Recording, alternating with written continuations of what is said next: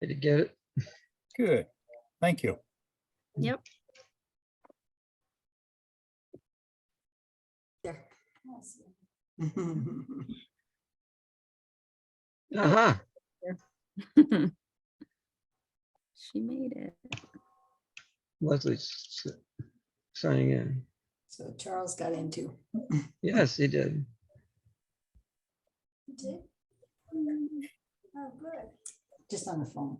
Where's Leslie? There she is.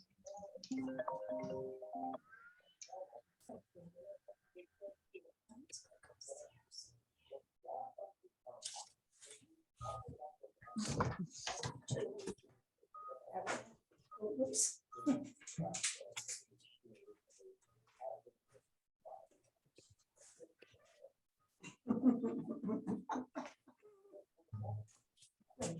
Ah.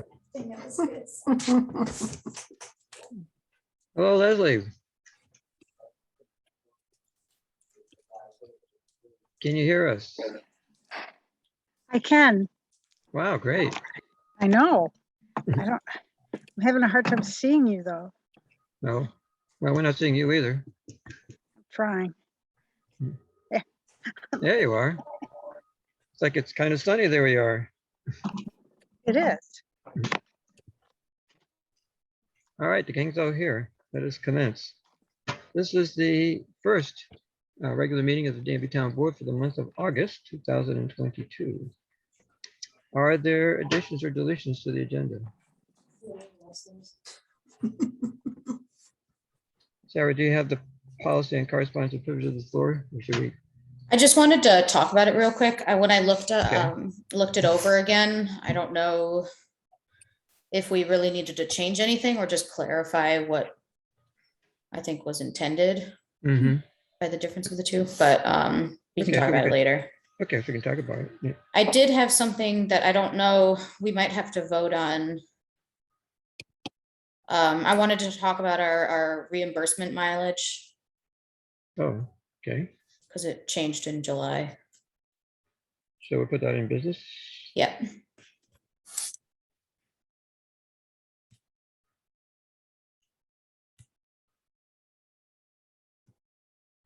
Which I remember reading that, it didn't click, but it had policy implications. Anything else? Okay, privilege of the floor. Is anyone who'd like to address the board? Marnie, Hello, I just am a grumpy old citizen without any internet, and I wanted to tell the board, share with the board.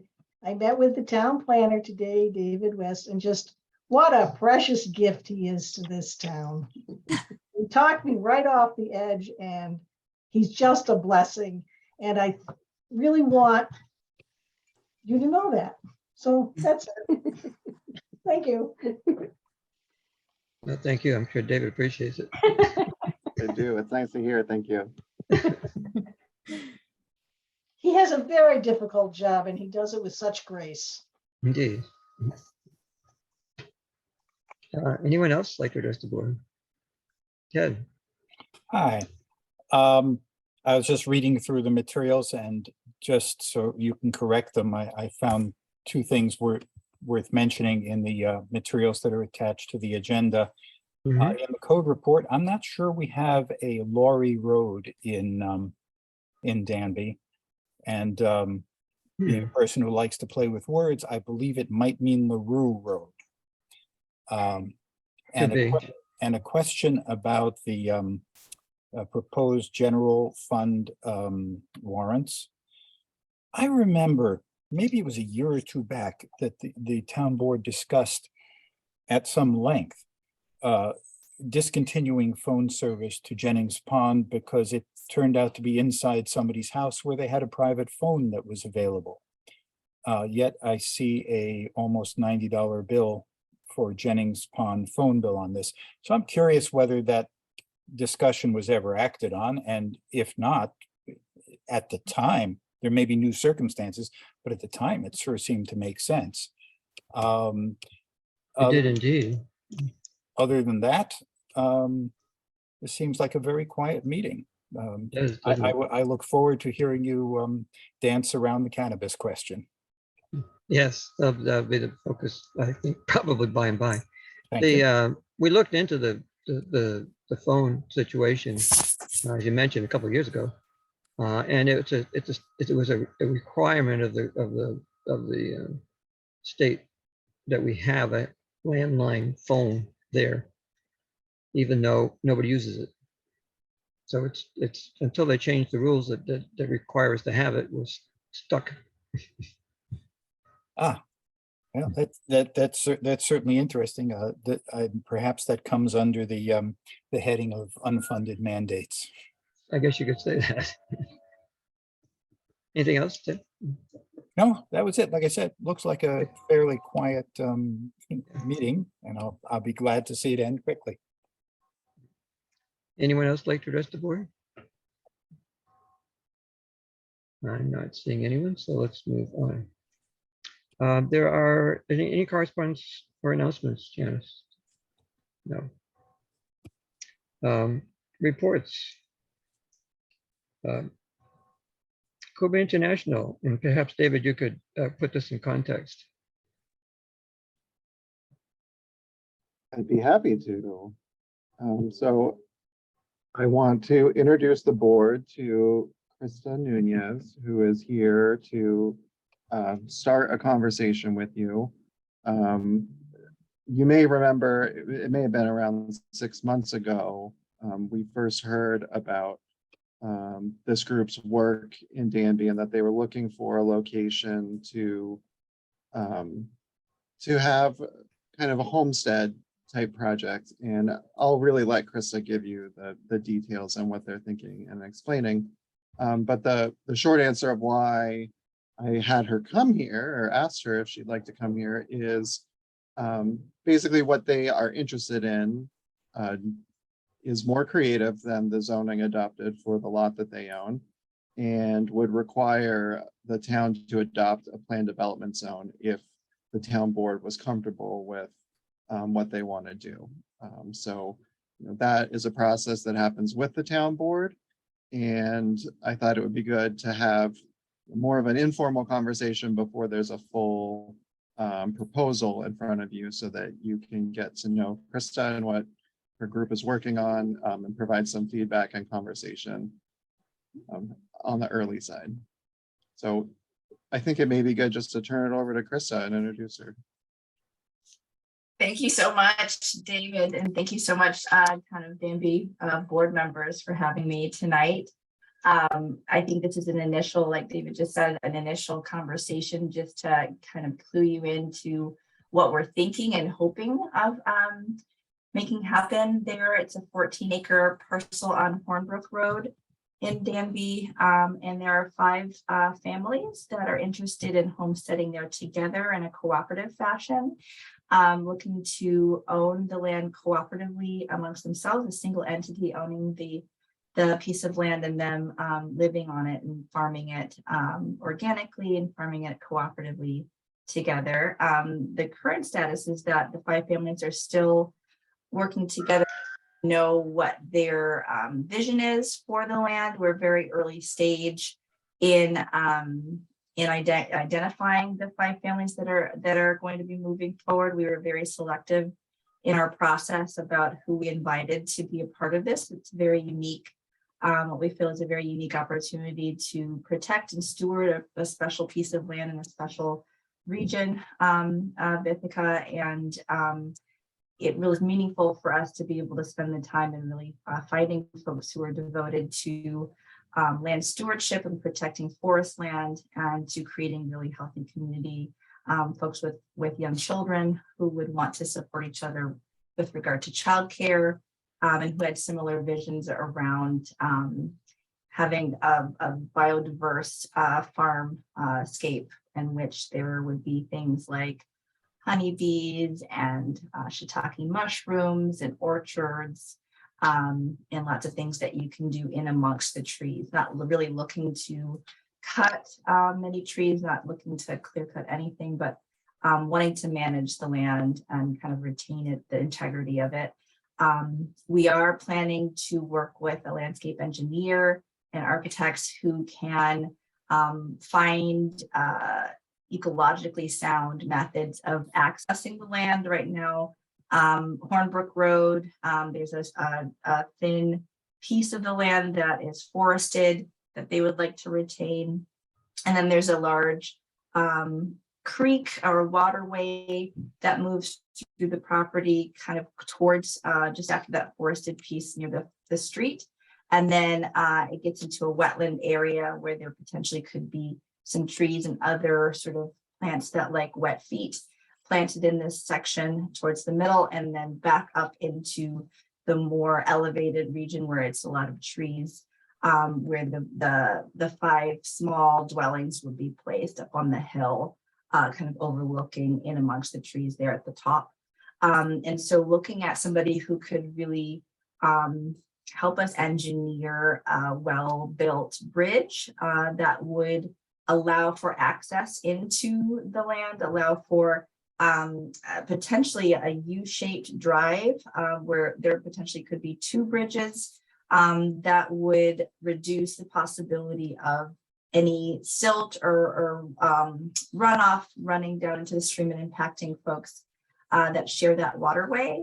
And so looking for somebody who can help engineer potentially 2 bridges, up to 2 bridges, and then a driveway that would be sort of U-shaped. And that way folks could get up to, so across the waterway, and then 2 strips of driveway across the wetland, and then connecting sort of in front of that, the steep part that goes up into the upper part where the homes would be. And then looking at somebody who could not necessarily build tree houses, but tree supportive buildings. So 5, there's kind of 2 large hillocks there with flat areas that are at the top that we identified potential building sites for 5 small homes of around 1,000 square feet or less each. And so potentially animals, we were thinking chickens. There is an individual who has extensive background in endangered farm chicken species. It's not my expertise, but I understand that there are some domesticated chicken species that are endangered, and this person has experience in protecting certain breeds that are being lost. So looking to build potentially small chicken coops around one of the dwellings, and then small gardens, for subsistence farming of the families up there on the hill. And I think the last piece of the puzzle is that as we begin to gather and make decisions with the group who'll be living there, they would be working with the engineers and sort of scoping out the drawings, and we would be sharing things as we sort of begin to get those drafted and getting your input along the way. Thank you. And then, yeah, I'd love to open it up to questions, and hopefully you'd be willing to invite us back to talk about how we're progressing with that vision. Leslie.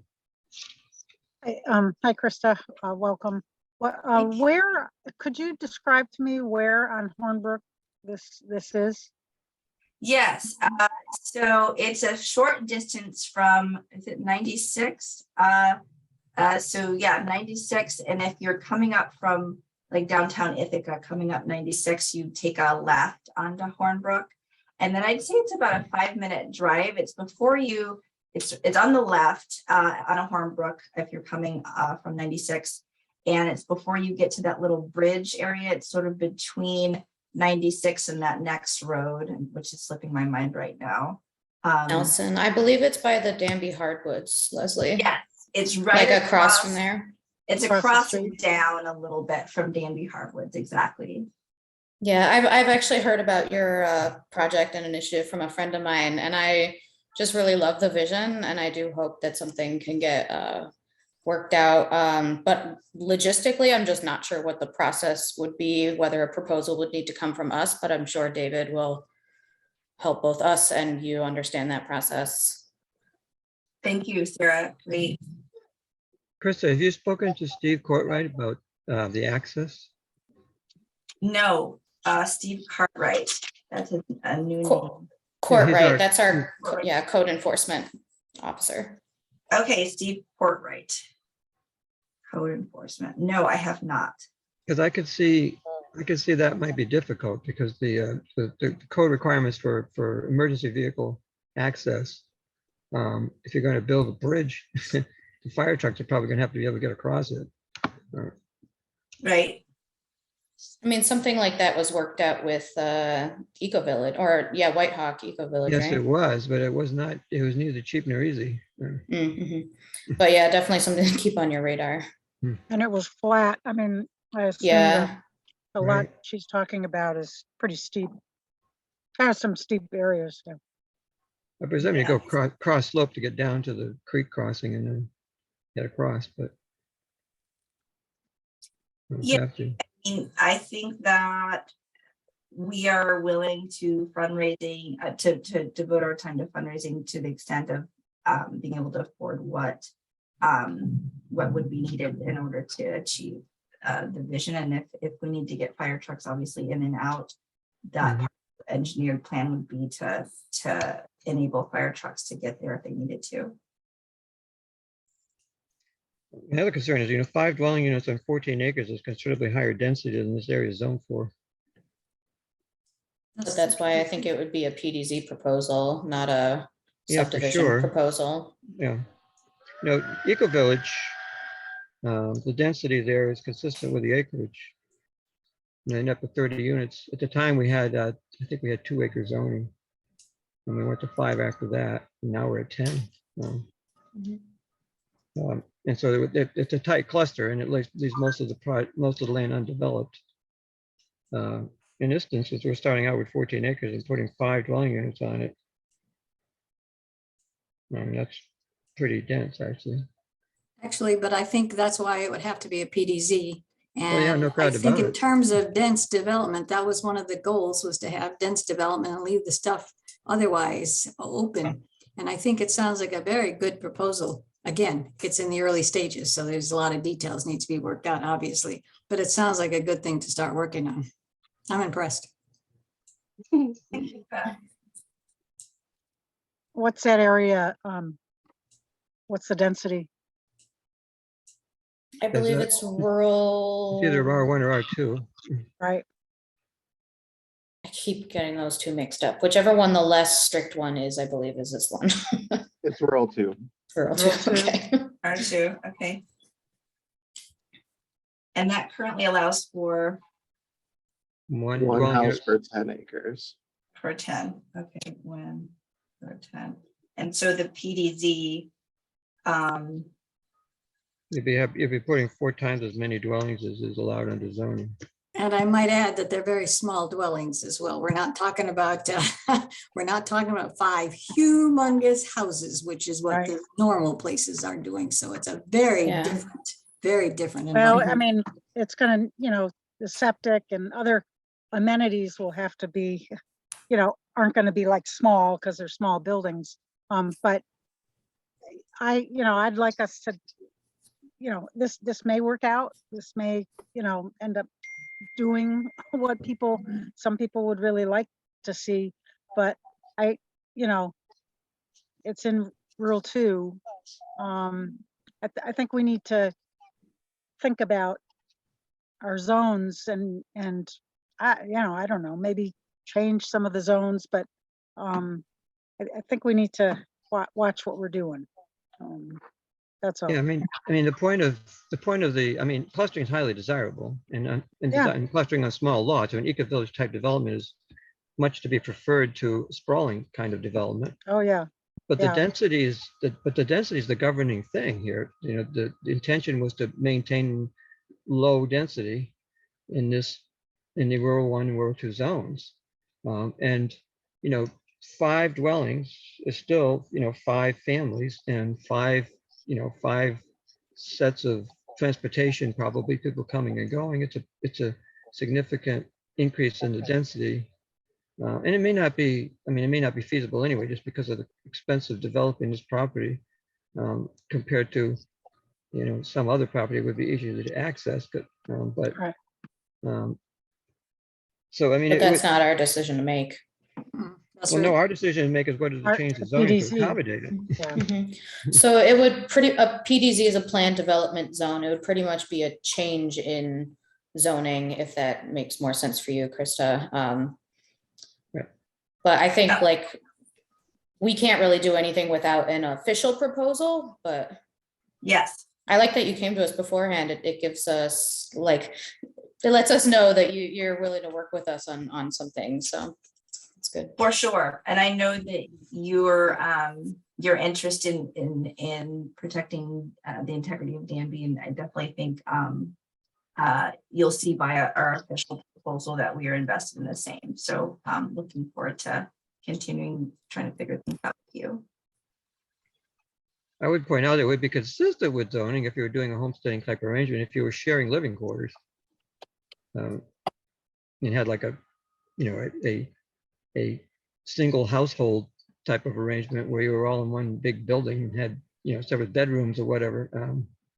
That would be consistent with zoning if you built one 5,000 square foot thing, but if you put it into that context, it rather than it being 5 separate 3,000 square foot buildings with separate garages and things like that, you know, it depends on what the proposal is, how we can treat it. That's right.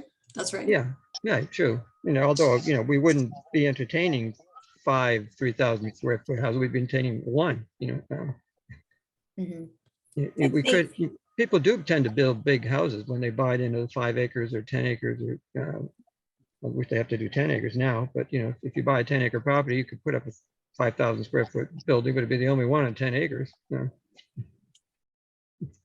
Yeah, that would be somewhat the norm, but. Yeah. I think to just make you aware that because I know the five individuals who are representing these families, and they are first-time homeowners who aren't interested largely in any sort of grandiose dwelling or in that fashion. They're more interested in having privacy and having sort of the integrity of individual dwellings while still honoring the community feeling of it. A lot of them have only experienced sort of apartment style living and are really hoping for you know, more of a sort of you know, integrity sort of boosting feeling of the individual homes that are still within the realm of what the land could sustain healthfully. So, yeah, combination of privacy and community. Yeah. Mhm. I'm looking at I've been looking at your Facebook page while you're talking a little bit and trying to learn a little bit more. I'm just curious, and this is probably at one point, I don't know what is permissible to ask you and what isn't, but I'll ask anyway. You can say I'm not telling, and that's fine with me. But I'm looking at it and I'm kind of curious about how, maybe I should know this by now, but I don't, so forgive that. How long has Cuba, do you pronounce it Cuba? Yeah. Okay. How long has Cuba International been in existence? Curious. 12 years. 12 years.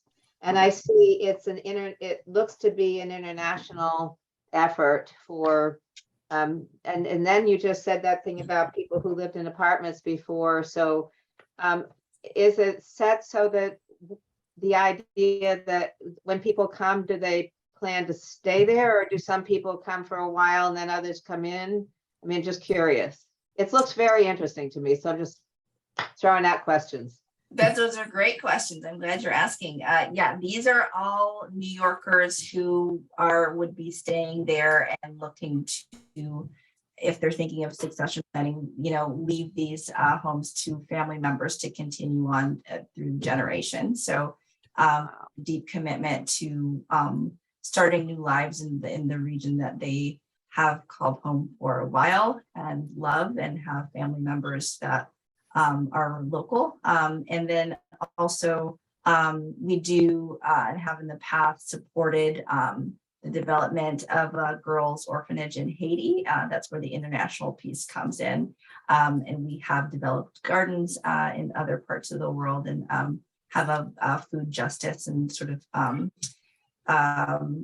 worker-based farming initiatives that are not just in this country, but in other. But this particular project is a New York project with participants who are New Yorkers. The kind of, it would be nice if we could do this everywhere. Things that people really could do what we really want. Mhm. Thank you. What's the ownership structure for the dwellings that you're going to be?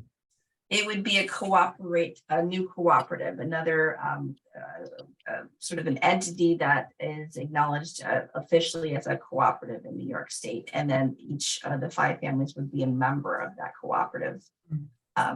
So Would the cooperative own the houses, or would they? the cooperative would own the houses and I everything. don't- And then the people living there would, I guess, have like shares or whatever. And I don't know how Exactly. co-ops work, but okay. That's it. Yeah. Mhm.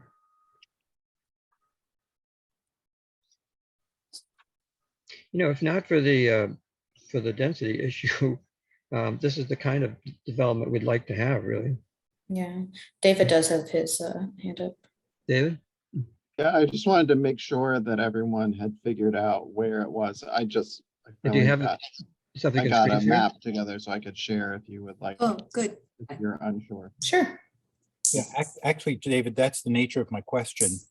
Not you, It was to Jan. you. Is this near that property that Ted Melchin was selling? It And- is Well, the he has- property Ted Melchin was showing, so I've And- got it right here. This and is the northern piece of the property that was subdivided by Ted Melchin. Sorry, jumps all over the place. Yeah. Last Right. year. So that subdivision was 3 lots that included this one, and this one. Right. So the property that they're looking at is this one here. I think we had talked in the past about, you can see there is a stream, 2 streams running through it, and wetlands and slopes, and it's not an easy site, but I think they've identified, actually thinking about the upland back of the parcel. And I do think it's quite an engineering challenge to figure out how to access that safely, or there could be all kinds of different ways of doing it. Even an easement from a neighboring parcel or something like that, but that is kind of what they're looking into. I want them to have conversations with the board to gauge kind of comfort and whether or not it's worth investing in the level of work that it would take to figure out if that's possible. The earlier the better. Mhm. If I may ask, I remember the discussion at the planning board about that parcel and Sure. someone who was interested in buying at least a piece of it. This is not the place for this. Yeah, Well, Okay. it's something you should be considering. Yes, but we don't even have a proposal in front of us. That's right. Okay, No, but this is, perhaps relevant to whether or not a proposal will come before us. No, right. Just a So- very quick There's a point. point of which was order. The Point the of order, right. potential purchaser was told that there was a Joel. very small area that they could build in. Joel. Well, I mean, Ted's point is correct. Yes, but it is not the place or time. Should we do we have to vote to overrule your decision to yeah. allow him to speak? I Um, mean, this is ridiculous. I'm done. Okay. Yeah, I'm sensing that everybody really is appreciative and really is interested in this type of a project. I just right off the bat, this is really besides reading something in the newspaper, this is really sort of the first time it's been brought to me anyway. And I do have concern about that site. And I wish, I wish it were somewhere else right now, and everybody, I feel like I could, really get behind it and support it. That doesn't mean I won't, but I do have concerns about this site. That many houses, you know, Yeah, it is gonna be I wish tricky we could for find some out. plan to come up, to be able to come up with a plan that would work, but Yeah, again, not our place, but yeah, definitely something to keep Yeah. in mind that. And I'm concerned about that too, but I think there probably is a way to be low impact about it, but well, there was one house going to be going in part of that parcel, and that was challenging. mhm. And I don't think it was going to be a large house, but the issue was septic and Yeah, you know, could, closeness whether to it the would, water, whether it would fit on the roadside of the creek. right? Mm. Yeah, David, barely- what's the dotted line on the map? Could we? It's Um, an Right, intermittent Ronnie- stream, but again, point of order, Yeah, It's you're out wet. of order. It's wet in there. it But streams. Anyway, that's just my gut feeling right this second. I love the idea. I love the project. I love the, you know, the philosophy. I would be nice if Danby could host a number of these such sites. Yes, I agree, but then at the appropriate density. Actually, it's not the density that bothers me. I think the real problem is going to be finding, making it work. And again, if the engineering can be developed so that it works, then I'm positive. But again, that's not for me to say. I'm afraid the people, Krista, you're working on this, and it's useful to know that there might be insurmountable problems, but I expect you're already aware of that. I have an engineering background myself. I went to Oh, university, cool. and I think it's definitely surmountable. Good. Thank you so much for your time. I appreciate all of you very much. And we'll definitely be, as we move forward on sort of trying to figure out these challenges, we'll definitely be back in front of you, hopefully very soon. Thank you. Okay, Thank you. Thanks. Thank you. Thank you, Janice. Bye-bye. Okay. We have the town clerk's report, which I trust has been amended, Janice, to that you're certifying it in August and not in July. I did update that. Yeah, that's changed. Steve, is it LaRue Road?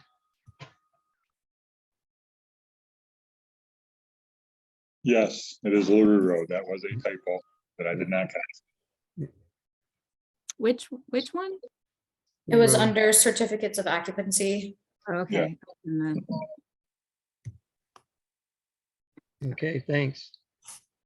David, you want to give us an update? I'd be happy to. So we had a productive planning board meeting last month. We dealt with the unfiled subdivision at 129 Hornbrook that dated back a few years, and the planning board reapproved the subdivision, creating a small lot around the old Danby Automotive warehouse. Auto And salvage. then sure.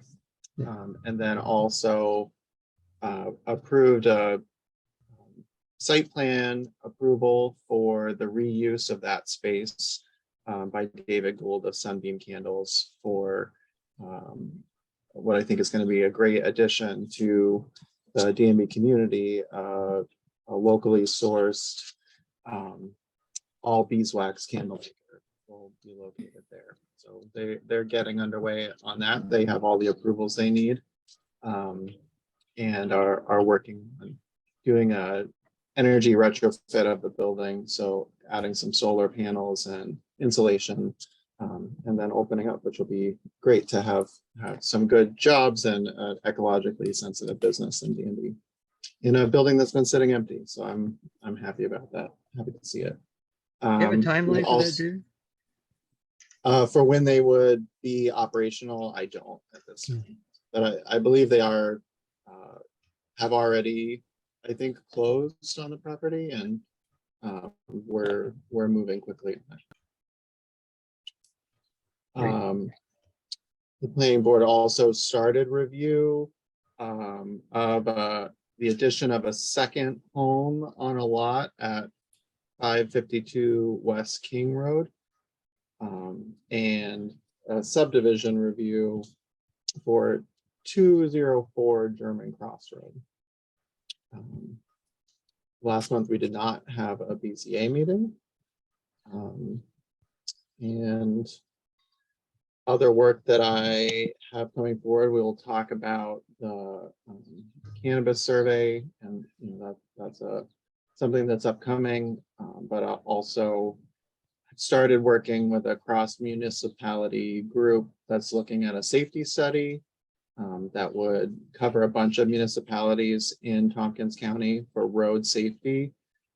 This is kind of the first step in unlocking a lot of federal funds. You have to have a plan for how to make roads safer. And then once you have a plan, you are at the top of the line for funding to implement that plan. So the city of Ithaca is heading it up, but other municipalities, I think it's not finalized, but I believe the other municipalities participating would be the town of Ithaca, town of Lansing, village of Lansing, town of Dryden, town of Caroline, maybe Newfield, I believe. We were interested in participating as well, and the Ithaca Tompkins Transportation Council is helping out with that process. But the city of Ithaca would be the lead. And the first step is really the study that would look across all these municipalities at the crash data, at where we're having issues, and also places that just need to feel safer. So in a place like Danby, we may not have, we're not having a lot of fatalities, we're not having a lot of crashes, but we definitely have places, especially the hamlets, where it certainly doesn't feel safe to walk on the road, where we want people to be comfortable, or to get around by bike or even car can be pretty scary on some of our roads. So that's the first step, is pursuing funding for safety study, and then that would be implemented as a plan across the municipalities that we could then pursue funding to implement.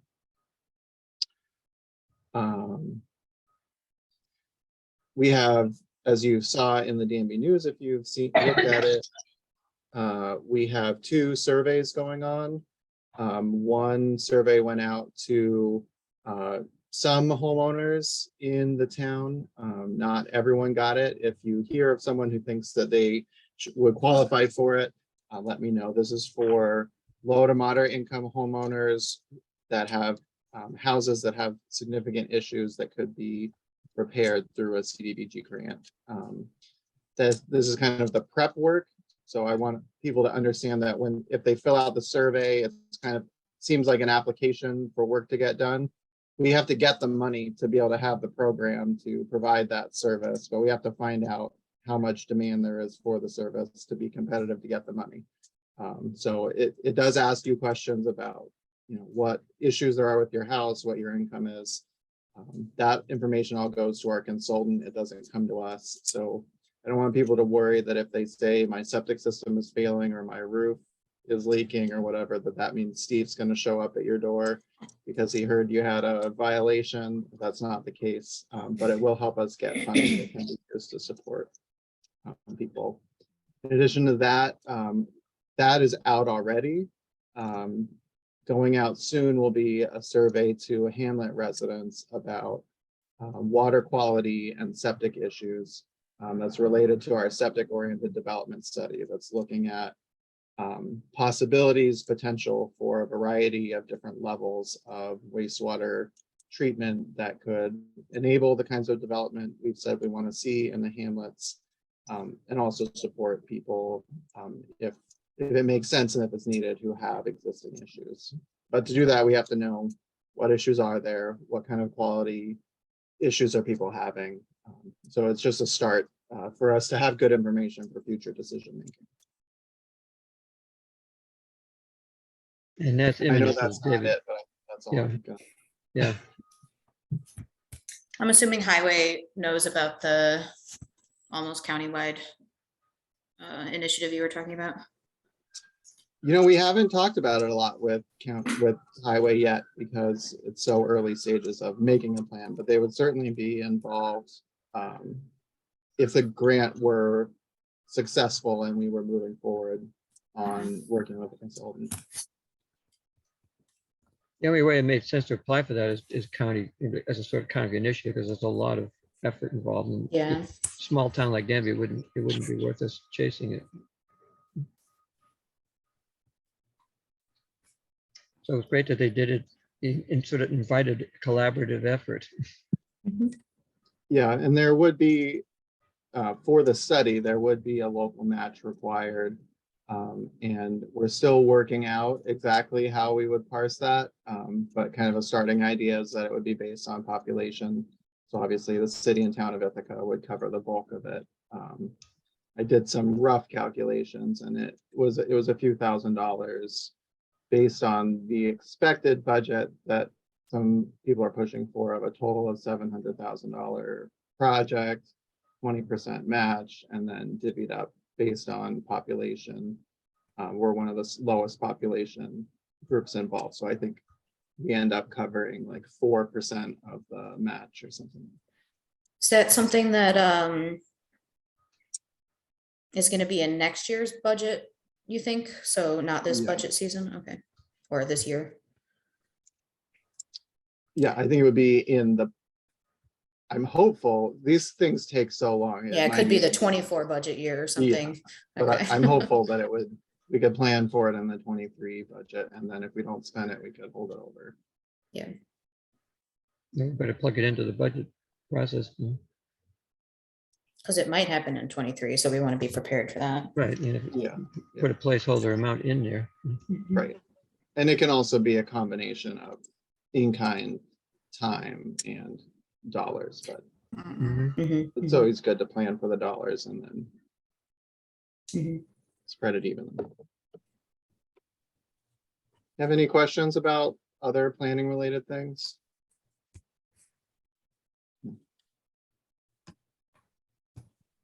Why does everything take so long? It's government. Yeah. And David's just one person. Yes, it's true. Okay, thanks, David. Let's see, Leslie, you suggested we not have a consent agenda, right? You're muted. I mean, I would, I could pass the general budget, but I couldn't attest to the highway because I wasn't able to look at the abstract for highway. So maybe other people would, and I can just abstain. So. Looks okay to me. Pat, did you look at make sure that the things corresponded? I looked at both of them. The highway fund, I had no problems. And I saw the same things that Leslie did. And Janice, did you see those? And Yes, and I corrected them. okay, And- good. Yeah, Good. so the total amount for the general fund increased by a few dollars. Yeah, right, good. $10. And there was only a link to the July 5th minutes. Is that correct? That's all I saw. I did actually send you both, send all of you both the July minutes, in addition to the June 22nd ones that were pulled in July and up for review a second time. But it was very late this afternoon. So if you didn't get a chance to look at it, it's fine with me to wait until next time. I didn't see the July 20, but I did the July 5 and June 22nd. Yeah, I had the July 5 and the June 22nd. We could pull the July 20th if you're not ready for those. Okay. I'm Yeah. not ready yet. Was it June 22nd that I had a bunch of suggestions for that you couldn't do anything about? Well, I will be able to do when everybody approves them. So as soon as we approve them, Was it just like spelling errors or something, or? it was. Well, there was yeah, there were mostly it was a matter of how things were characterized. Referring to and mostly related to seeker. And I suggested rewording to make it clear what was actually being done. But it didn't happen because of the way the thing, if you use this process that Janice stuck it in, nobody, she can't make any changes, everybody responded, and not everybody Oh. responded. Oh, the one I couldn't respond to because I wasn't there, so I didn't know what to do about that one. Well, Yeah. no, I think that one, I just needed Catherine and Leslie to, Oh, it wasn't, okay. that one wasn't you, so. With the June 22nd, the only thing I did notice is that there was a second missing on one of the, There is a second missing, and honestly, I went back to the recording and didn't have a second. I don't know what that Oh. means, but okay, if anybody else wants to listen to the recording and see if I missed it. no, thank you. I will go back one more time and just make sure, because it is just in that one spot. Okay. Um, And the only other thing on that same one, it says it gave the number of it, but then it didn't have an explanation, like a 3 or 4 sentence of what it was. Like most of the other ones did. It would be On useful. the same one without the second. The same one, yeah. I think that one was because the only substance to it was really the title of the resolution, was that we approved the seeker determining no significant impact. Yeah. Right. And it would, and I thought so, but it seems like it'd be better to have it written down. Yeah, maybe just like write it again as a Yeah, resolved that the town board, blah, blah, blah. well, yeah, I made several suggestions, and of course they're not here. I don't know that we should approve it and say, well, whatever Joel suggested is Yeah. okay. Which was July 5 fine or? I think it was. Okay. I mean, it was one thing, and I think Janice fixed it. Yeah. So the resolution that you're talking about, Pat, it's to approve seeker determining no significant environmental impact. okay.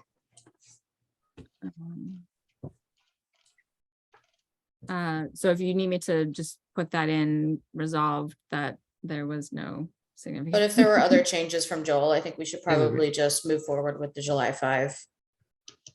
Yeah, And for then instance, the do- resolution 143 of 2023 SEAF.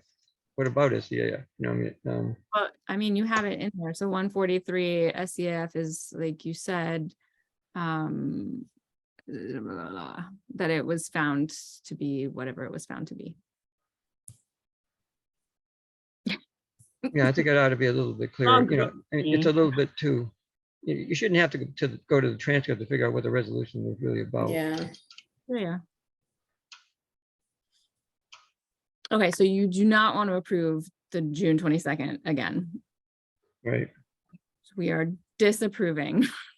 Well, we're not Well, disapproving, we're just. We're not- just pulling it not for next approving. meeting. Yes, Where are my minutes right now? Okay. so July 5th is still in. And are the amounts for the warrants correct now? Yes. There was one thing I remarked about the general fund, and that was the solar thing, which, there's 2 invoices that read exactly the same. And so it was not clear what we were paying for. I think we are, in fact, these are actual expenses that need to be paid. But I asked Laura to look into it. She talked to them, and they conceded that there's there's inadequate information on the invoices in order to make it clear what it is we're paying for. And that was a problem on their end. And they're going to clarify further, but it's pretty clear that we owe the money. So we're gonna have them just add things to the invoices that we get in the future. Or maybe Like they can go more back info. and further document the invoices that we've already got, Yeah. because I mean, if they say they read exactly the same, only the dates are different. Mhm. So it's not quite clear what period they cover. And in fact, it raised a whole question in my mind: is what is the governing agreement that we have that regulates this lease? Is it a lease purchase arrangement? Because Yes, and we're gonna owe money in- installment payment. Say We're what, gonna Pat? owe Yeah. money in a few years, as a matter of fact. Yeah, It's but a- but there's 2 solar arrays. I forgot, there's one at the town hall, and that's what this one's about. And it's the one at Highway, which is far larger. And I think that's the one you're referring to, where we have a payment coming up in a very few years. We had 10 years to save up for it, and then we're due I forget, several $100,000 expenditure at the end of the period. Correct. Yeah. And we're supposed to be saving up for it, but we keep postponing doing it. So it's going to end up being a large expense in the end if we don't watch it. Yeah. This budget period needs to put some additional funds into it to start it because we don't have very much time to finish it. Yeah. I think that's correct. That's my impression as well. Anyway, I'll move the consent agenda with the July 5 minutes and the general fund and highway fund abstracts. I'll second. Okay. And there's no discussion about that, although we had some anyway. Janice, Waite, Schnabel, and Woodworth, and Connors. I'm gonna abstain. Yes. What? Am I muted? No, No, no, you're good. No. I can't Okay. hear you. Sir? Catherine? What? Sorry, I didn't Yes, hear you call yes. me. yes, Hunter. Yes, yes, sorry. Okay. Schnabel. abstain because I wasn't at that meeting. Woodworth. Yes. Gagnon. yes. Fortunately, enough of us are voting, it passed. right. All right. Okay, so Sarah, that brings us to the visiting the policy and correspondence and privilege of the floor. Yeah, let me just pull it up so I can screen share. It's going to be easier for me to explain what it is that it was just a small change that I was thinking would be useful, but I wanted to clarify if that's what we were actually, if that's what we actually wanted to see proposed. Mhm. See, Gary's got his hand up and Ted's got his hand up, but we have no provision in our rules of procedure for people asking questions in the midst of the meeting. Well, this isn't Yeah. a question. This is an answer to last meeting. The board asked about those charges for the court for $900 and some dollars and 70 some dollars. I just found out today what they are. Hmm. I haven't even told Laura yet because I haven't got a hold of her. So I didn't know if you wanted me to tell you, just wait until Laura or what. Well, I saw that Teresa said that it was related to the court clerk training and that she had Mandatory court clerk training in Albany, and the town of Caroline is paying half of that bill. yeah. Mhm. And so I think once we we get just needed a receipt, right? We Yeah. just needed a. She Yeah. hasn't got some the kind of receipt yet. Yes. Yeah, Yeah. yeah. Yeah, it was an So undocumented, that was the thing. We didn't know what when type it was. Diane gets the receipts submitted, then I'll put them in with the vouchers. And All right. I mean, Joel, and I don't, maybe this is maybe not the time to talk about this, and maybe it can go attached onto what Sarah's going to be talking about. But while I was looking at hands going up, maybe we used to do, for a little while, privilege of the floor. And then if the meeting was going to, end at a reasonable time or on time, time set in stone, then people could have sort of a second privilege of the floor. So, I mean, I'm just throwing that out, but, it would depend to me on. So how if long at the end of the meeting instead of. Yeah. Yeah, I suggested maybe we could have privilege of floor at the end of the meeting. That didn't work. At least people want to be able to comment on what's on the agenda in advance Right, of our right. discussion. Which is hard to do. That's why the agendas are put out ahead of time, Right, or ideally, but Yeah. I just don't think we should do something like that, playing it by ear. Either we have it set in stone and we do Yes, it every right. meeting, or not at Yes. all. It's unfair to everyone who comes that we always tend to listen to members of the public that are the same people over and over again. And Mm. other members of the public don't feel like they're allowed to do the same things. So it's just unfair. I have a. What if you all do a town hall every once in a while? Just like an open hearing for whatever. Yeah. Yep. It's not. I mean, there was a lot of positive feedback on the previous meeting where I was bumped off, and in my absence, there was a lot of discussion. because I wasn't there to enforce the rules, but the rules, Yeah. we have these rules that basically limit people's participation. Right. And But that's just not our place during these meetings. Like, we have things that we need to try and accomplish, and there's a reason we were elected, and it's to represent people. But Yeah, I understand. that's my And thought our town anyway. board meetings are not, they're not town halls, and we have to get Mhm. through our business. So I mean, that's why we Yeah. have privilege of the floor. But, it is frustrating for people who have more to say than what 3 minutes allows. Mhm. And then sometimes they have, and I've been here because I've been on both sides of the table, where you have something you'd really like to contribute to the discussion, where you think it's highly relevant, and you can't be recognized to contribute it. There's no reason why, also people, in those situations, you could have, called Sarah, you could have called a town board member, you could have called the supervisor and talked about it. If it was going to be more than 3 minutes, there's ways to do it. I mean, Mhm. Yes, there is. Yeah, and we, Anyway. and I'm sensitive to the need to, keep ourselves on track and not get sidetracked by a whole bunch of people wanting to comment on something that may or may not be relevant to the business before the group. But I would not, it's a pretty good idea to do town hall. I don't know why I was like. Yeah. That wasn't something that we thought of, but it's a good idea. I do think, a lot of people like the interaction with all of you at the same Yeah. time. And to be able to bounce stuff off and get that, Mhm. call Have to it action.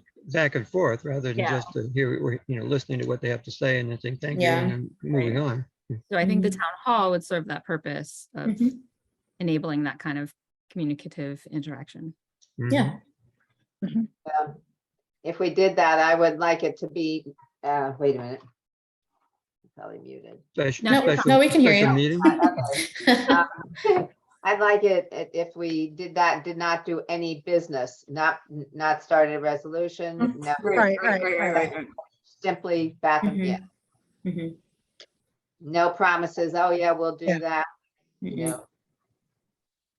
I mean, We'll have- obviously, people can get the feeling for what each of us individually thinks or feels about something, but Yes, but that's different than yeah, taking action on it on the spot. yeah. Right. So we're talking about entertaining the possibility of extra meetings. Just, why do we do this to ourselves? No, I'm kidding. But something like that, it's like, you don't necessarily have to, like, at least for me, I feel like I have to set aside so much time before these meetings to prepare. Or Mhm. something like that is more open and free flowing, where it's just the dedication of the time for the meeting rather than Right. the prep time, so. Right. Yeah, it would be, in terms of getting other work done, it would be nice if it were, on the same day as a meeting, rather than another meeting and an extra day.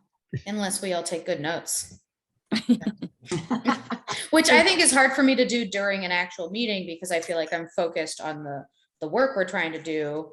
So like, where I tend to, if I need to feel like I need to take more notes, I go back and look at things, but I don't know, I think it could be productive. Yeah. Is it Yeah. something we could think about and figure out how it could be done, or different ways, different options, and bring it to the next meeting? Well, how many ways can it possibly be done? I mean, I think it would either be done. There's lots of ways that could be done. Yeah. There's. I mean, you do need a little structure. We could Yeah. do For it in the sure. park, we could do, I mean, there's all sorts of things. I mean, Yeah. so. I mean, I- like I'm where? just thinking this is not, it's not on the agenda right now, so it Yeah. might be good if we look into different options. Well, you want So to anyway. bring it back? Yeah, I do, yeah, Okay. Why don't we put that on as discussion of next meeting agenda? okay. Mhm. Okay, so what I was originally thinking was that, because to me, you guys can see my screen, right? Yes. Okay, so right here, I feel like before we were getting correspondence and privilege of the floor were kind of like one and the same or squished together. So what I was thinking of adding for clarification was just a section underneath privilege of the floor that's called written privilege of the floor, in case people can't make it to the meeting, and clarify what that would mean. And because privilege of the floor is limited, written privilege of the floor should also be somewhat limited in the same way, to be fair. So I was just thinking that we could write descriptions of that. And I was thinking, it is described in here, but I was just gonna put it in another, in a separate section saying if you wanted to write in, because the regular privilege of the floor is limited to 3 minutes, we would equate a word count to that to make it somewhat fair. Because you can't necessarily say 3 minutes worth of writing. I mean, it's hard to do, but Yes. that was kind of what I was thinking, but I just wanted to clarify before I went and changed a bunch of stuff and proposed it, that sounded like a good idea. Actually, good to that me. sounds like a very good idea. Oh, I'm not Because I sure I think that agree. clarifies. Well, In what way? well, well, first of all, I think it's kind of a peculiar way to think of privilege. Privilege of the floor is I think what it means is, comments from the floor. And I don't think that you can reasonably include correspondence as being part of it. It's more for people who are not able to attend. I think it's an inclusive thing. It's an equity thing for people who don't have internet access or know how to do the way that we're doing things now. So aren't we talking about communications to the board that want to be entered into the record? As privilege of the floor, where people would have to specifically state, this is for privilege of the floor. And then if they actually were at the meeting, they would not be able to do both. I don't think it would be written, I don't think it would be attached to the agenda, because there's no way you can tell if somebody's going to show up anyway. So I was thinking that it's a limited word count, and if they are not at the meeting, they can say whether or not they would, like, it can either be written, it could be just read aloud by somebody or the clerk or whoever, but that was my idea. And I was thinking we could put in like a form submittal thing on the website that says privilege of the floor submissions, but yeah. So the intention here is to provide for people who can't be present to essentially make a comment at the meeting. Yes. That is an official privilege of the floor comment, not Yeah. just a regular email to us, not just any of that other stuff, but an actual privilege of the floor comment. The only thing I would also write in as in the rules would be, like, say somebody submitted 3 or 4 of those or something, you would, if somebody changed their mind, they could submit another one, and then maybe we would only honor the most recent submittal from a specific person or something like that. Well, and our current rule is, any one person can only speak for 3 minutes on however many things they want to speak about. So, I mean, it seems to me that would be, if you're going to use that time slot, privilege of the floor, to make your comment, you could either have read what you submit, or you could speak in person, but you'd be similarly constrained in terms of, being only one communication and not multiple ones. Yes. Unless you got somebody else to submit and make the same comment, but it's not you.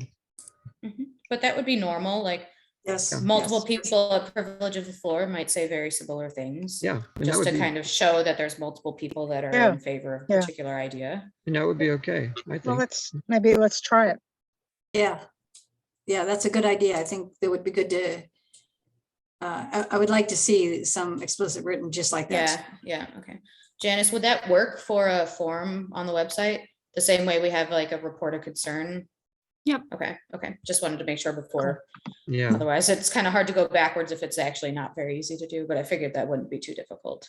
Yeah. So now you could take that idea and write it up so we can. consider Yeah, it. so I'm not expecting any action tonight. I just wanted to go over that. Yeah, no, that's good. Okay. Thanks. Yeah. So add it to next meeting.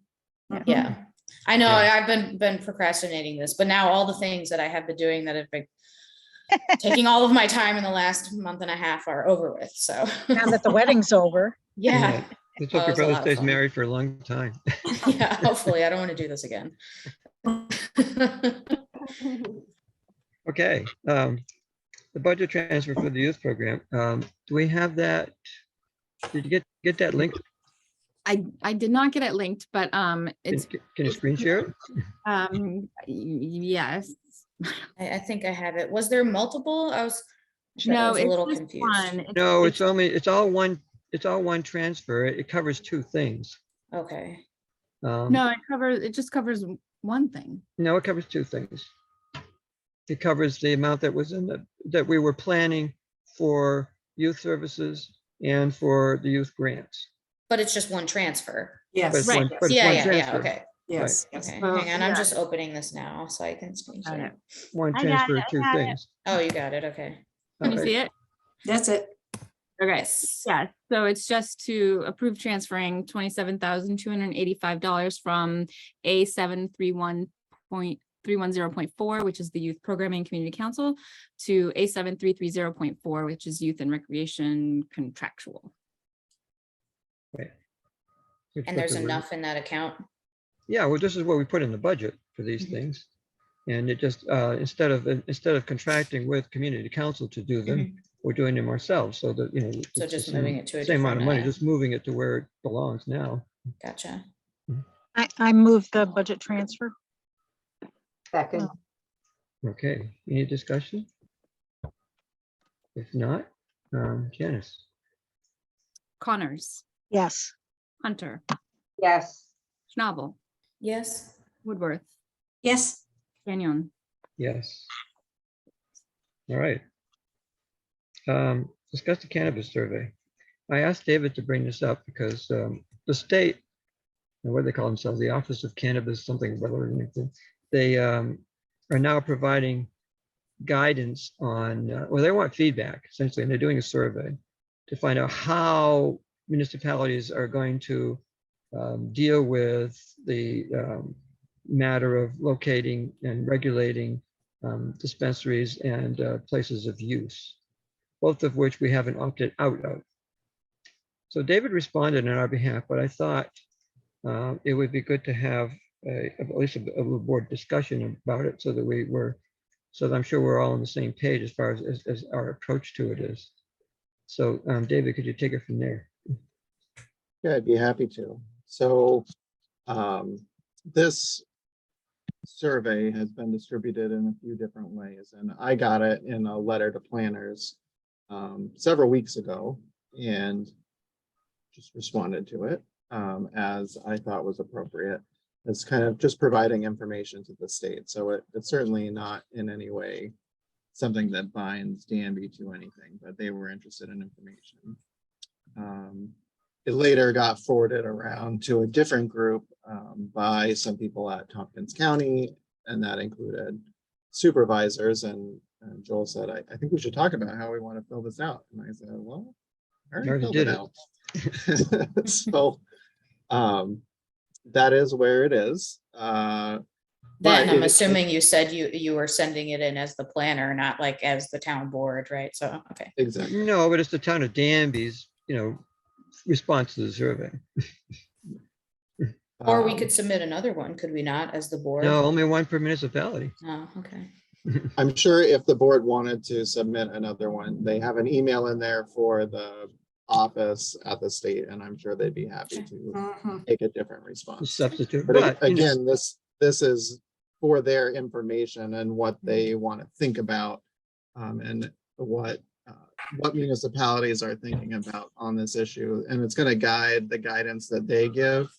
One of the big questions is the law that was passed by New York State says that municipalities who don't opt out of one of these kinds of uses, which includes us, cannot ban these uses in the future. So, but can regulate certain things about them. And what they said, what you can regulate, the kind of time, manner, and place, is a very broad set of words that actually has a whole lot of case law behind it. And they are looking at trying to come up with some guidance to give municipalities about what they consider to be reasonable restrictions on time, manner, and place, and what they consider to not be reasonable limitations on time, manner, and place. So they listed a few. Sorry, there's a train, if you can hear it. No, we Very can't hear it loud. actually. Good. In time, manner, and place rules, the concept here is that it can't unreasonably impede the ability to have these businesses. So if you said, you can have a dispensary, but it can only be open on Sundays from 1 to 3 o'clock. Well, that would be an unreasonable restriction, even though it's one of the reasonable things you can regulate is time. The way that you regulate it has to be reasonable, that the business can functionally exist. And any restrictions have to be tied to, some reasonable public interest that you're trying to protect. So I thought it was interesting, David. There was a communication from the Association of Towns today to this point. Just that pointed out that for other businesses, we would have very limited ability to regulate time. But for these specifically, we can because it's there in that legislation. So we can actually be more restrictive in terms of our regulation of these businesses than we would be for other businesses. But they're looking to make sure that we are reasonable about it, not to make it so restrictive that it doesn't work. Right. So What's the timeline for this stuff happening? I'm so confused because when they passed the law, it was very confusing. Yeah, I would say it continues to be confusing. There have been rumbles that you could possibly expect, say, businesses to be opening in the fall of this year. We were expecting actually things to move faster. I think they had a lot of turnover. One of their high up people quit, and it's been slow. Things at the state are unpredictable and slow. So this year they have allowed growing with the expectation that what is grown could be harvested and then sold. So I think they're working towards that. It definitely seems to be getting kind of late in the game at this point. But I do expect that, particularly since use is legal, but selling it isn't. right. So if we wanted to look into any regulations of this sort, is that something we would do like an appendix to the zoning, or would it be a standalone regulate? Like, how would that work, or how would you suggest that work? I would suggest that it be a section in the zoning, site plan review criteria for this use. I mean, the first step would be, if we want to define this use as different from any other retail in terms of a dispensary, or like a bar in terms of on-site consumption. If we want to have different regulations, then we have to define it as a different use and adopt that use into the zoning. And that's a discussion I was hoping we would have here. Do we want to treat it differently? David, could you share how you answered that survey, as perhaps let's see whether we're all on the same page, or sure. It's a sort of a prompt, I guess I would say, to how do you think about this? I would are we limited to regulating retail and on-site consumption, or the farms as well? There is some level of control you can have over farms. Of course, they have additional protections. I'm just thinking noise for one, or odor would be the two things. We probably wouldn't be able to do anything about time or location. Well, we can, because they let us, but Well, I just mean for agriculture specifically. I don't think they would let us do that. I would assume that would be unreasonable, because at harvest time you have to harvest, so. Yeah, so this survey is specifically only about about dispensaries and on-site consumption, and not related to the farming activity. It's worth noting that all three of those types of uses that are associated with marijuana are all, the licenses are given out by New York State. So they have a process of deciding who is allowed to do it. And the interface with municipalities is that municipalities have some control over how and where. So I'm just thinking site plan review for large crops. I would it would produce quite a smell, is what I'm Mm. thinking at particular times of the year. So, Well, been there, done that with the hemp operation, you recall. yeah, so I feel like that's something that we would want to maybe comment on at least. But they're not asking for that comment in this. I mean, in area. our own regulations, because I Yeah. think we would be allowed to write our own regulations whenever, correct? Yeah, And adjust going forward. It's not a one and done Yeah. situation. right. Yeah. So one of the questions here is, do we want to, regulate this differently than other businesses? Because we've got because of the way we just redid zoning, we've got provisions that will limit the size and the location. But there Yeah, are some and things. I we would say it is specifically- important, to be careful about regulating differently. In fact, that's one of the criteria in understanding whether or not your regulation is reasonable, is how different is it from the way you would regulate another similar use. So if you treat cannabis on-site consumption in a way that's totally different than you would treat alcohol on-site consumption, I think there's a higher likelihood of that being considered unreasonable unless there's a specific different impact that you're addressing, which, there are some, like there is a smell impact of smoking marijuana that doesn't come from drinking beer. So that's a reasonable difference. But I think it would be hard to make an argument for, a significant time difference between the two uses that are very similar. Those are Mhm. things that they're going to consider in their reasonableness, and you can regulate the time of both of those uses. So if you regulate one and not the other, I think that's an opportunity for someone to say you're not treating them fairly. That makes sense. I do have a question. Early on, some months ago, we had a choice to decide on whether to allow on-site consumption and then commercial selling. I Yes. believe we did not reject commercial selling, but I thought we rejected on-site. No, we didn't reject either. Okay, We opted in, as they say. no, we did not opt out. We did not There opt was no out. second for the motion, yeah. Right. Okay. Yes. So by So- failing to opt out, We're the in. town We're in. now is required to allow both of those uses. Yeah. Which then puts you in the position of where and how. Yeah. And I personally, so if I can I could share the screen and look at the survey a little bit, but it might be more worthwhile to talk through it. I think there's a few things that they did a little backwards, a few things that they left out.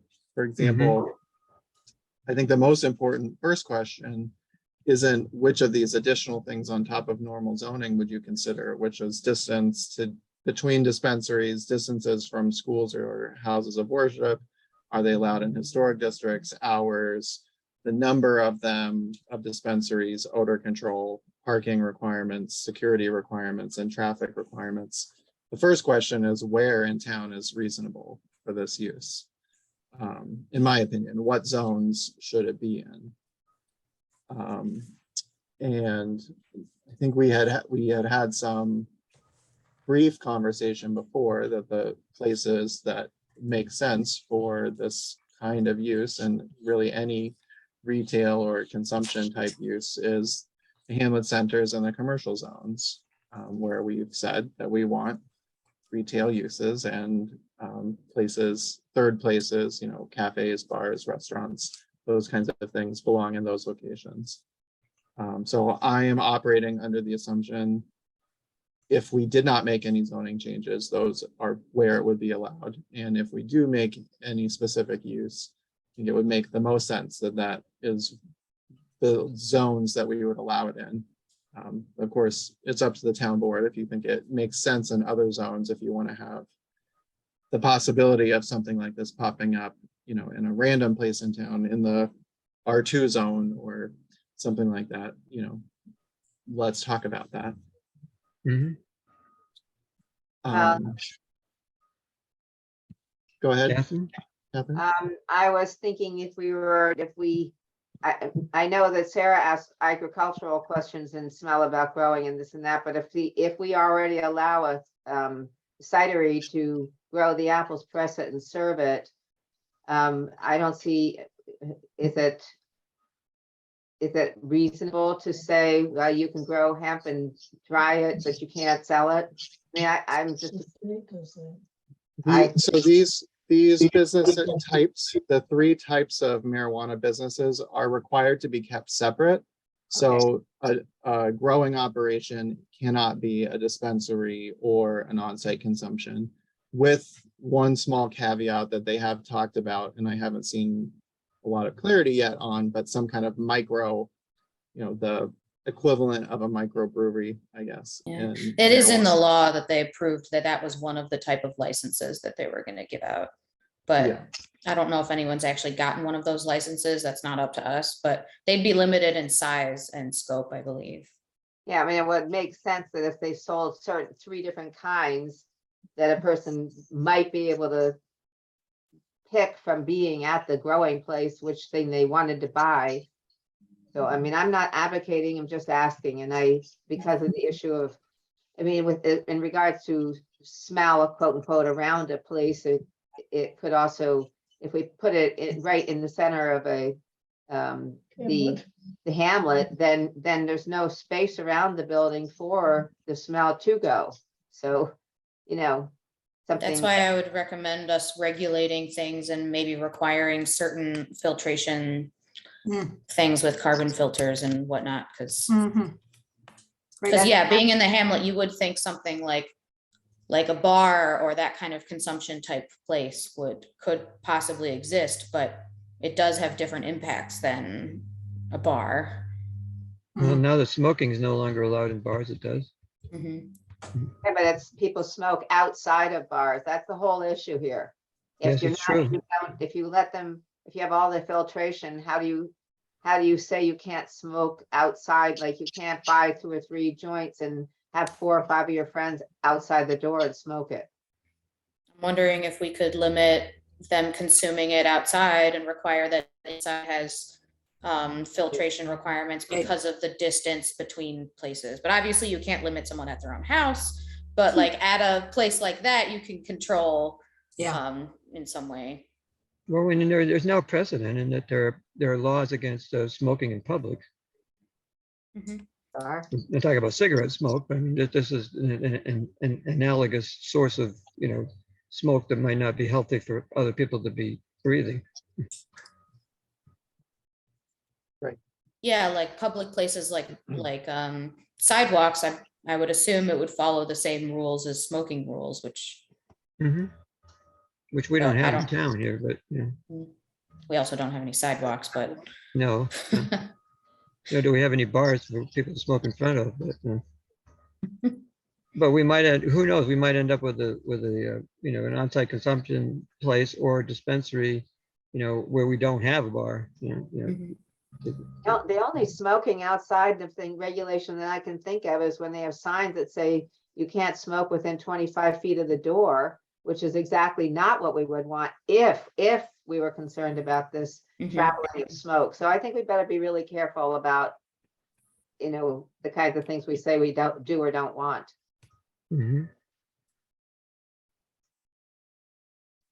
So there is the ability to have rules about smoking outside on public property. So for example, you're not allowed to smoke on the Ithaca Commons or any of the blocks around it. And Danby obviously doesn't have any rules on the record about that because we don't really have a lot of public spaces that people spend time in. But if it was an issue, we certainly could. But We do have, I mean, people could hang out at the pavilion next to the town hall. Sure, and if that becomes an issue, you could certainly pass a law that people can't smoke on there. town property. It might be far enough away from anybody, it wouldn't be an issue anyway, but. And as you things are mentioned, hard to tell, yeah. as All you depends on mentioned, when. Yep. Yeah. It all depends as on you the mentioned, there isn't anything you can do about somebody smoking in their backyard or on their Right. porch. in the hamlet too. Right. Yes, I think that, you know, it's okay to talk about all these things, and, you know, we could talk about all the bad things that could possibly happen. And good luck trying to figure out what we're gonna do about all the bad things, because nobody's good at that. That's why you do what you can. And then if it doesn't work, you just adapt. Mhm. I'm sorry, there are two people speaking at once. I didn't hear either one of them. I think it was feedback from Pat. It was herself interrupting herself, I think. Oh, sorry. So what did you say, Pat? I kind of lost the end of it there. We need to look at what the problems are and then figure out what they are, because if you don't know what they are, you can't do anything about solving them. So we need to look at what they are and then see how they can be handled. I mean, a lot of laws are about anticipating and as best you can, and then you adjust when you forgot or there are unintended consequences. Mhm. Yeah, no law is permanent. If it doesn't work, then you revise it and vote on a revision. We've done that plenty of times. Yeah. So David, could you, you're sort of covering the main points of your response without actually doing it.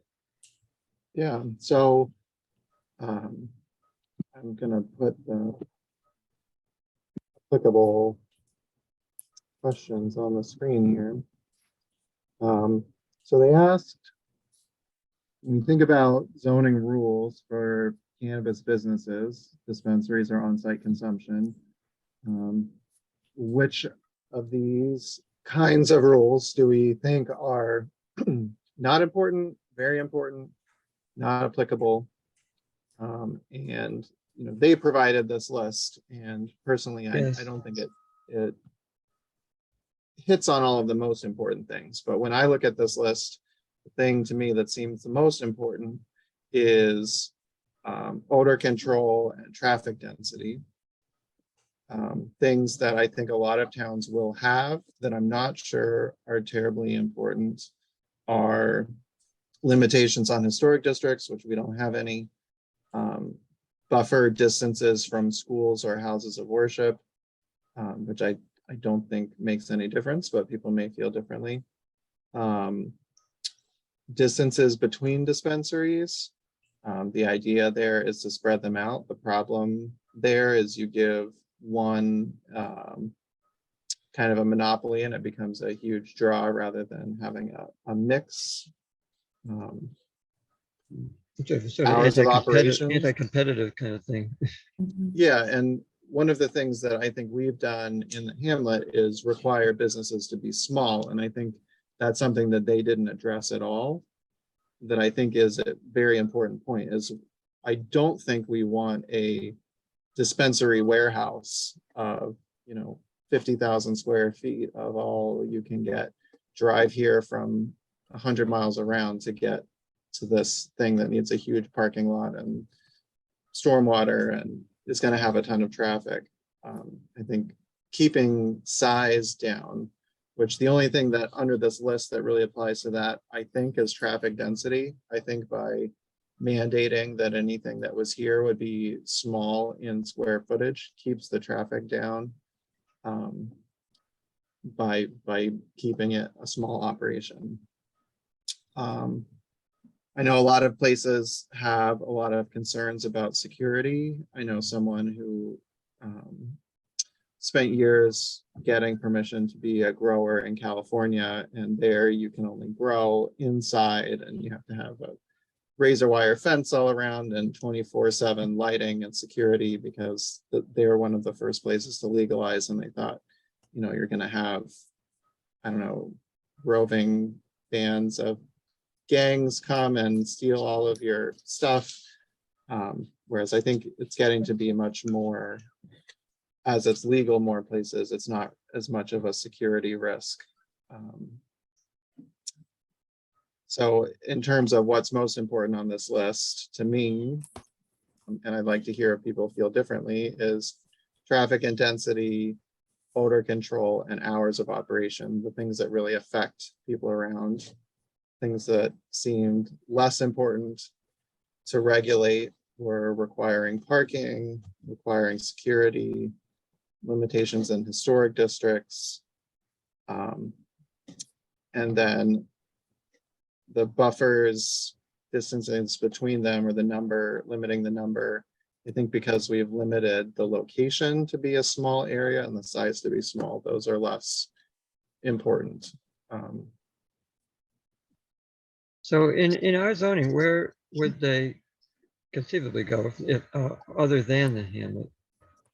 Commercial zones. So somebody could conceivably put this in a commercial C, some of which are fairly far away from the middle of the hamlet. Would we really want that? Well, we would have to rezone those spots, but I would think it would be an allowed use in a commercial zone. But if we don't like the location of those zones, then we should change it.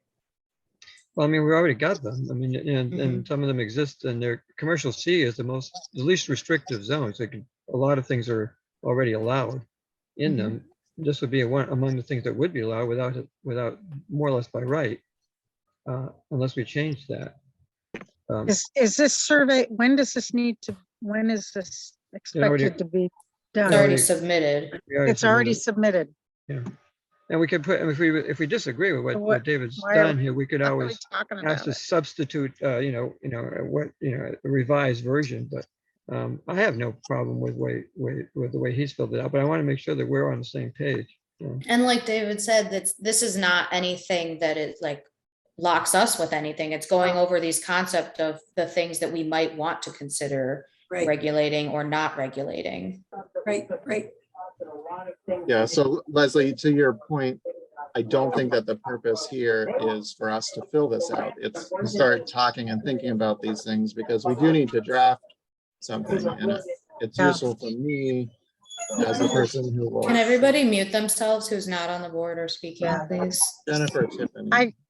I mean, my reaction is because I feel like, maybe a year and a half, 2 years ago, I had a better handle on, say, experience of places that had these operations.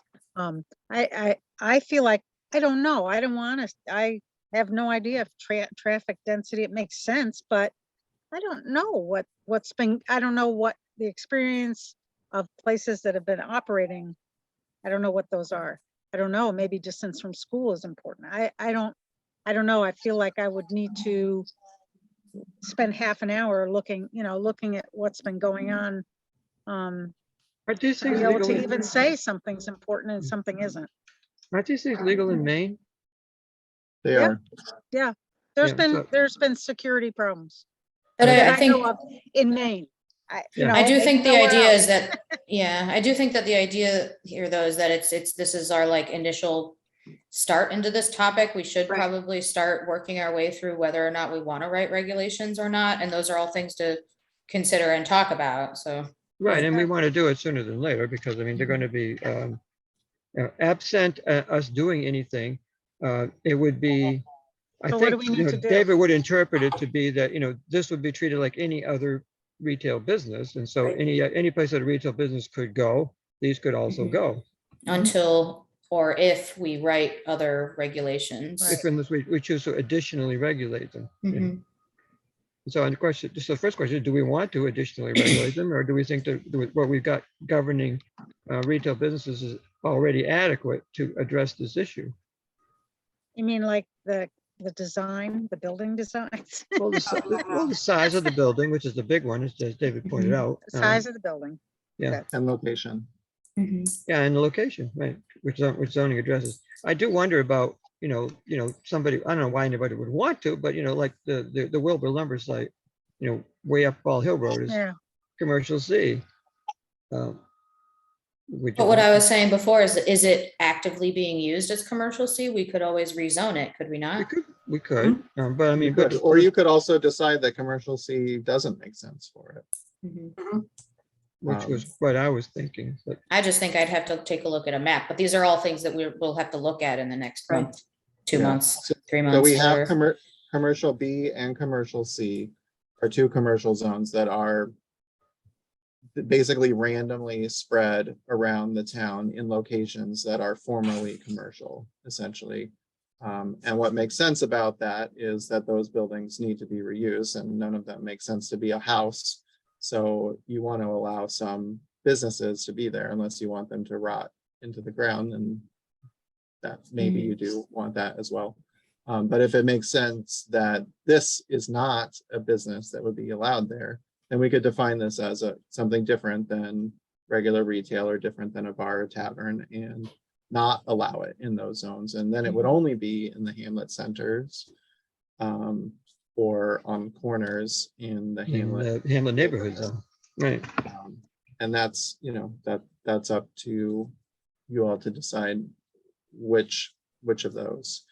I think as long as it's allowed in a zone, this is, I think we've mentioned briefly that there's a constitutional issue when we created when we brought back the commercial C that we were thinking about getting rid of. That's the zone in town where adult bookstores and other similar establishments are allowed. And it's a problem if you make that not an allowed use in your town, because it's a First Amendment problem.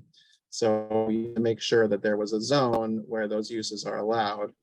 And it's not a very big zone, but it has to be there. It's kind of similar with this. We have to have a zone where this is allowed. It has to be reasonable that if someone wants to come and have this business in Danby, that they could do that. So it can't be just one parcel that's already some other use. But it's really up to the town to decide where it is that makes sense.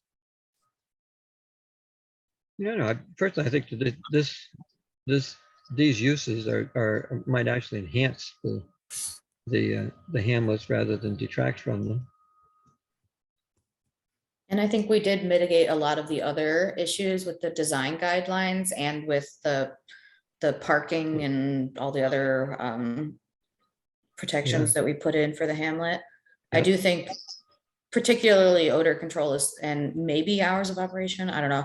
I don't really know if I care about that one all that much, but somebody could convince me otherwise with other info. But I think those two to me are the ones that we should consider writing something about. I'm inclined to agree with that. What do you think, David? I agree, absolutely. I think those are the two most important. And I do think, I don't think we're going to get a lot. I think it's quite likely the state's going to severely limit licenses in the beginning, and they're going to want to be in places with more traffic that are bigger. So, I don't see a huge onslaught coming, but I do think it would make people quite unhappy if the first one that came was open 24 hours a day and, in the middle of the hamlet. I don't think that's really appropriate. So I think dealing with the actual impacts of odor control and then the hours that something's open would be my top priorities. What do you think our next steps are with this? Well, if we agree on that, then we could propose a revision of the zoning that would specifically address these facilities and regulate them, add those additional regulations for that. Yeah, I think that is the direction. We had discussed before if we want to have some kind of a town hall, which is funny that you were talking earlier about maybe adding that as a regular feature to start public conversation around this. And I do think that's going to be very difficult because of where we are constrained, that I think there will be a lot of comment about whether or not we should opt out, which is a decision that has already happened. So just be prepared for that, and we'll have to, manage expectations and the process. But I do think that it would make sense for us to start thinking about what exactly you all are concerned about and want to move forward with, because it helps people to have something to respond to, but also to start that public conversation beyond the board sooner rather than later. Yeah. We could probably talk a little bit more about where. I mean, what do you think about the allowing it in the commercial zones other than in the hamlets and hamlet neighborhood zones? I don't think I can have an opinion until I go back and look at the most recent map. Maybe that's something we can put specifically on the agenda for next meeting, to look specifically at the commercial zones. You throw it up right now, right? I think we need time to be able to look at it. So I'd Yeah. just as soon put it on the agenda for the next meeting, so we have time to look at it more carefully. And again, I don't remember where they are. I can't tell until I look at them again. And then also, I'd also want to reread the commercial zone sections as they're written now. Mhm. Yes, yes. Okay. So next time we'll take a look at the commercial zones and where they are, with an eye to whether they're appropriate for these cannabis facilities.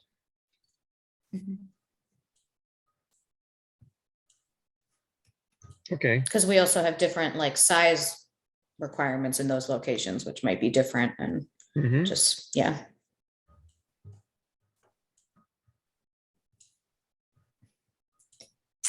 So if David could send us that information, that would really be very, very nice. I can do that. I'll put together a little memo for you. Thank Okay. you. Thank you. Sounds good. Enough on that topic. Anything else for next time? We still have to talk about mileage. Yes. Yes. So I see Steve is still here. I didn't say anything about it during the warrants because I wanted to get those done, but I would, I think we have to do a motion, but they, the comptroller's office increased the mileage reimbursement. Yes. I'm assuming because of the cost of fuel and Yes. things like that going up. So it increased from 0.585,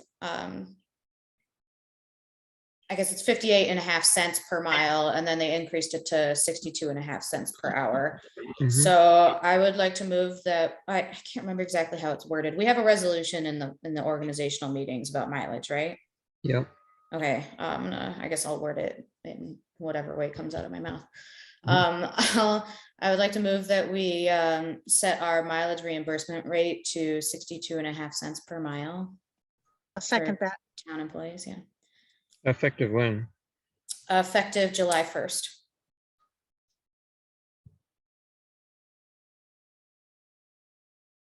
I know I should have brought it up at the last June meeting, but I forgot. Yes. Well, then we just approved Steve's mileage for July, did we not? Yeah, so I was gonna suggest that he submit another voucher for the difference in cost for our next meeting. Or I mean, wouldn't it be easier to just, Make it effective August 1st? no, But not it's, for August yeah. 1st, but to just to, because we already voted on it, we should really vote on a difference in, yeah, but I think, I don't know that he needs to resubmit it. yeah, because it would be an additional dollar value we would have to pay out, so we would need Yes. another voucher. I'm just saying, I can work with him on that. Yeah, doesn't- yeah, it's pretty much a new voucher Okay. with the I- difference. I don't want him to redo all of those miles and the calculations, so I can just The It work, would pretty the mu- hard work's already been done, which is tallying how many Yeah, miles there it's is. it's just the miles there are and then times the difference of the, right. yeah. So, I mean, is that something that necessarily Steve has to do, or can somebody? There just has to be a voucher submitted and it has to go out to him. I don't care if you help him out with that or Steve. I don't think that That- makes a difference, but. Is that part of the resolution that we retroactive? No, Well, yeah, in effect, it's retroactive. She was- Yeah. It's effective July 1st. So, yeah, but does that need to be stated in the motion to set the mileage reimbursement rate to blah, blah, blah, effective July 1st? yeah, That's what you just moved. Yeah. Yeah, and then does yeah. it also need to include this, or is that a separate issue? No, it would just be like he only submitted for reimbursement of part of it and then now he's submitting for more. Okay. for So the because rest of it. effective July Yeah. 1st, we don't need to explicitly state that he will get that missing funding. Okay. Yeah. That's the implication of the. Yeah. Cause yeah, the comptrollers changed it. It was effective July 1st. So Was that seconded? Yes. yeah, Leslie did. Okay. Any discussion about that? No, Okay, Not too Janice. Right, Connor. Okay. She thumbs up, okay. You Thumbs keep, you up. keep, you keep And muting I- yourself. Yeah. And I read her lips to say aye. So Hunter, Yes, aye. Yes. okay, Shamble, Yes, Woodworth, Yes, Gagnon. Yes. Thanks. so yeah, Steve, you got that for August, and then, all right, cool. You get couple dollars more. It's a lot of driving he does, so. Yeah, yeah. I know, and I was just talking to Mark Whitmer. You know, we're still lending Steve to Caroline. Mhm. Steve had hoped that the new guy would take over August 1st, but things got stretched out because he's not a resident of Caroline, so they had to pass a local law enabling a non-resident to fill the position, which they just did toward the end of July. And he held off giving notice to his current employer until he was sure that they were going to pass the law. So he's now given notice, so it's going to be mid-August before he can start in. At least it's happening. Yes, and Steve offered to provide him with some mentoring too, so there'll be a transitioning away gradually. cool. Come on. So that's where we are now. Yeah. All right, so other items for the agenda next time? The only thing that I should have mentioned at additions and deletions is the current level of operations. Are we just? All right, we didn't bring it up this time, did we? Yeah. Is Um, anybody, I mean, we did spend considerable time on it last time, and I don't think as much of Yeah, I would anything just- changed, right? I would just suggest leaving it as is, but that's me. But we should put it on for next time, though. Mhm. Speaking of next time, we don't know whether or not we'll get another extension, and our next meeting is after the expiration of the current executive order that allows us to meet entirely remotely. It's the 17th, right? mhm. Yes, Okay. and this one extends through is it the 15th, I I think? think it's the 15th because the 15th is a Monday. They wouldn't do it on a Sunday. Yeah. So, and it's always at the last minute, so we might, you know, if she does it on a Monday, we'll know 2 days ahead of the meeting whether or not we're going to be meeting at the town hall or not. We'll have to Mhm. play it by ear. Either way, we'll have a Zoom link Right. anyway, so. Right, because yeah. even if we meet in person, people will still be able to Zoom in. Mhm. Okay. There's nothing else. The meeting's adjourned. Sounds good. Thank you. Thanks, everybody. Good night. I'm going to See you bed. I'm later. tired. Leslie,